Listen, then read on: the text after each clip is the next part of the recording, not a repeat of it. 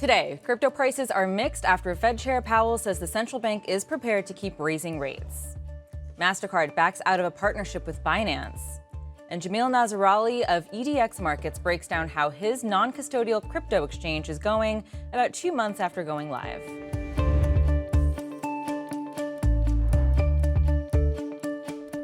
Welcome to CNBC's Crypto World. I'm Tanea McKeel. Major cryptocurrencies flat this morning, even after Fed Chair Jay Powell's speech from Jackson Hole this morning, in which he warned that inflation is still too high and the central bank is prepared to keep raising rates. By noon Eastern, Bitcoin traded just below the $26,000 mark. Ether ticked higher slightly, trading below $1650. Solana, however, dropped more than 3%. For the week, Bitcoin and Ether posted back-to-back weekly losses, though not as steep as last week's losses following Bitcoin's August correction. Bitcoin fell to its 8th negative week in the past 9, and Ether finished lower for its 5th week in the past 6. Okay, let's talk about the top stories. Mastercard is cutting ties with crypto exchange Binance. The payments giant said it will no longer offer Binance-branded debit cards in the Middle East and Latin America. Those cards let customers make purchases with their crypto holdings. In a post on X, the platform formerly known as Twitter, Binance customer support said this will affect fewer than 1% of users in those markets. Existing cardholders can continue using their cards until September 21st. Binance said the cards will stop working after that. Next, bankrupt crypto custodian Prime Trust has revealed it lost millions in last year's fall of Terra USD. In a Thursday court filing, Prime Trust disclosed that it invested both customer funds and corporate treasury funds into the doomed stablecoin project and lost about $6 million in client funds after Terra collapsed, as well as about $2 million in treasury funds. In that same court filing, the company detailed a separate incident where it mistakenly sent customer deposits to a wallet it no longer had access to and had to spend $76 million to buy ETH and cover customer withdrawals. Finally, customer data of bankrupt crypto firms FTX, Genesis, and BlockFi have been compromised because of a hack of Kroll, a third-party agent that manages creditor claims on behalf of insolvent firms. In a statement posted on X yesterday, BlockFi said an unauthorized third party gained access to certain BlockFi client data housed on Kroll's platform. The statement went on to say that BlockFi's internal systems and client funds were not impacted. FTX said the cybersecurity incident compromised non-sensitive customer data, also in a post on X. It also urged people to stay on high alert for attempted fraud and scam emails impersonating parties in the bankruptcy.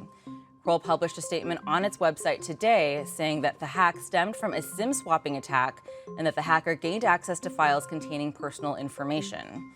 Kroll said immediate actions were taken to secure the 3 affected accounts. All right, for our main story, it's been about 2 months since the launch of the EDX crypto exchange, with big-name partners like Charles Schwab and Citadel.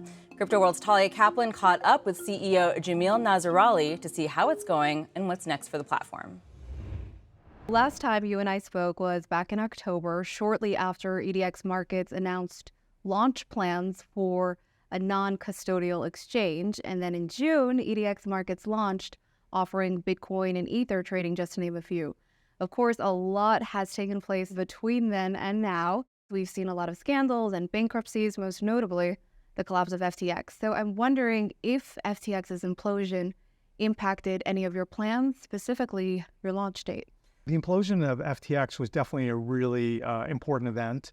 It didn't impact our launch plans, but it validated our business model. So after the FTX implosion, we got calls from industry participants, from customers, and they said, okay, now we really get why this non-custodial model is important.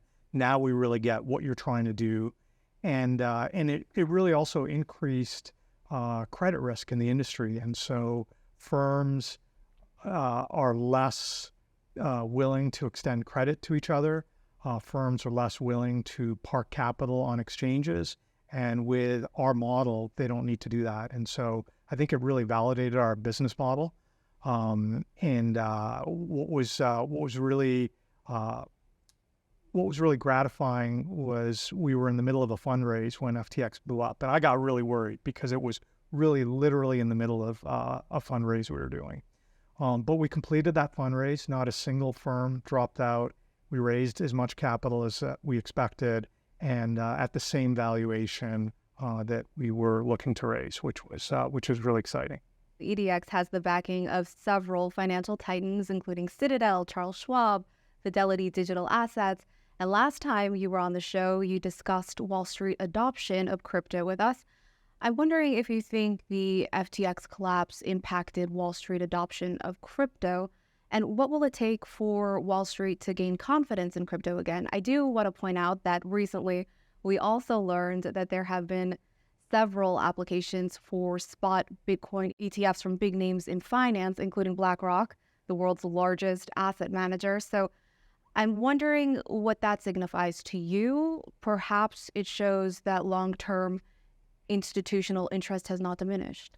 Yeah, so I think the FTX implosion had a big impact on many in the industry that were considering entering the industry that had been on the sidelines. I think it brought a lot more regulatory scrutiny, which has made some firms put their plans on pause.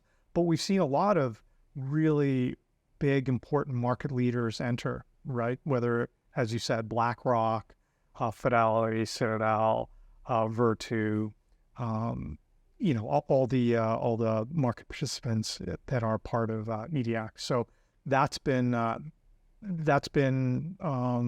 good to see, and I think that that's really good for the market and helps institutionalize this asset class. What do you think will happen with those spot Bitcoin ETFs? Do you think those applications will in fact get approved? And if so, especially the one from BlackRock, what do you think that will mean for the industry and for markets? And perhaps will it impact your business at all? We're really hoping that they get approved. BlackRock has never had an ETF application that's been declined. And so if anyone can do it, it's them. Hard to say exactly if it'll happen, but it would be really good for the entire market. It would energize the market. It would bring more retail investors in. It would bring more market makers in. I think it would be great for our business model. We've had a lot of market makers say to us that we should be prepared for very high volumes if the ETFs are approved, because market makers trade the spot versus the ETF to make sure that the ETF is priced correctly. And they need to do those arbitrage transactions on an exchange. Our exchange is very, very capital efficient. And so we expect to generate a lot of volume if the spot Bitcoin ETFs are approved. When we spoke back in October, we discussed Wall Street adoption of crypto, as we noted. At that time, you argued that two things were stopping mass adoption of crypto. One, the fact that the market structure hasn't been fully developed just yet, and two, regulatory uncertainty. Now, it's important to note that recently we saw several regulatory advancements here in the US. So I'm wondering if you still think that holds true, if those two factors are what's preventing mass adoption of crypto from Wall Street. First of all, great memory. So on the first factor, some of the market structure elements, actually those are improving quite a bit. I think our launch at clearing next month is going to address a lot of concerns in the market. I think that a lot of firms were looking for a non-custodial marketplace for them to do their trades. So I think that that's getting a lot better. As you pointed out, we are getting closer to regulatory clarity. There's been progression of some of the lawsuits, and we expect sometime, really hard to predict when, but there's going to be greater regulatory clarity, whether that's by legislative action, passing from some rules, or some court cases. So we're getting closer. EDX Markets went live in June, so I'm wondering how it's going so far. Is there demand for this crypto exchange? There's definitely demand. We went live, but in some senses, the big launch is going to be next month when we launch clearing. We started with just the matching engine, which our customers and market makers trade with each other, but they still trade and settle bilaterally. So most of the efficiency gains come from EDX being the intermediary of that trade, and that's going to happen next month. So we definitely see an interest, and that interest is growing. And how has the crypto exchange been going so far? It's been going great. We have a lot of customers and market makers that are signed up to trade. Many of them have to wait until clearing because they don't have the credit relationships. But we've got a long waiting list, and one of my priorities is speeding up the onboarding process because we have a lot of customers that we want to join, and we need to get them through the AML and KYC and other checks. EDX Markets offers trading in Bitcoin, Ether, Bitcoin Cash, and Litecoin. So I'm wondering why those four? Perhaps it had to do with the SEC lawsuits against Coinbase and Binance and the fact that those cryptocurrencies weren't mentioned as potential securities in those lawsuits against those major exchanges. That's right. As always, you've done your research. We started with those because we're being very conservative, and we wanted to make sure that the tokens that we trade are not viewed as securities. Now, there's undoubtedly a much longer list that are not securities, but we wanted to start with a very conservative list. And over time, as customers and market makers want to trade more, and as we feel that there's more regulatory clarity, we will definitely add tokens. Nazarali also discussed new partnerships and institutional trends, and you'll be able to watch his full interview at cnbc.com/cryptoworld. Okay, that's all for Crypto World this week. We'll be back again on Monday, and we'll see you then.